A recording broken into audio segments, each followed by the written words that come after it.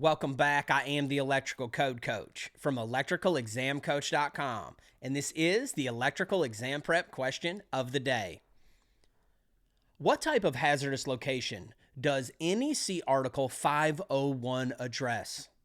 And the options were Class 2 locations with combustible dust, Class 1 locations with flammable gases or vapors, Class 3 locations with ignitable fibers and flyings, ordinary locations without hazardous atmospheres. And the correct answer is Class 1 locations with flammable gases or vapors. And for the answer to this one, we're actually going to head to the scope of Article 501.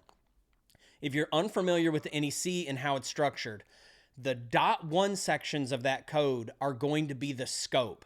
That lets you know what this article is all about.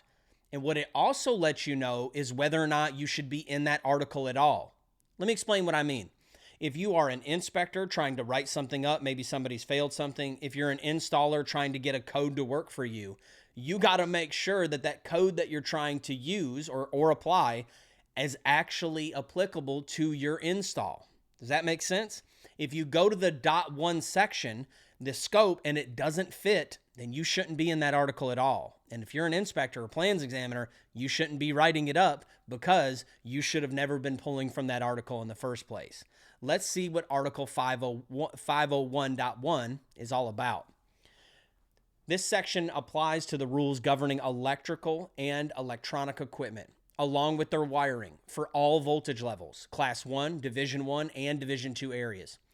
These are locations where flammable gases, vapors from flammable liquids, or vapors from combustible liquids are or could be present in the atmosphere in enough concentrations to form explosive ignitable mixtures.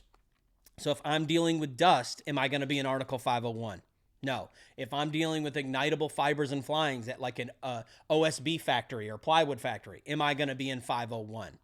Probably not, at least for that portion that is classified as a 502 or a 503 respectively. And it's very important, if I'm doing a pool and it doesn't have these flammable gases, am I going to be in Article 501? No, I'm not. So it's very important that we always read and understand the scope. If you don't fit in this very narrow scope, think about it like the scope of a rifle. If your job or installation doesn't fit inside that scope, you shouldn't be inside this article. Now let's take a look at all the answers, because a lot of times we learn just as much from the correct answer as we do from the incorrect ones. A was incorrect because combustible dust is covered under 502. B was correct, and we explained why. C was incorrect because Class 3 locations are addressed in, which are ignitable fibers and flyings, are addressed in Article 503. And D was incorrect because it's not an ordinary situation. That would fall outside of the scope completely of Articles 500 through 504, and you could argue 500 through all the way through 513, 514, somewhere in there. So it's really important that we understand and know the code, and one of the most important key takeaways from today is not only what classes 501, 502, and 503 are, but to make sure that we always go to the beginning of that article and check out our scope. I am the Electrical Code Coach, and my bargain is that these videos will add value to you, and you will in turn add value to others. If you ever need anything from me, you can always email me at electricalcodecoach@gmail.com. Let's get to it.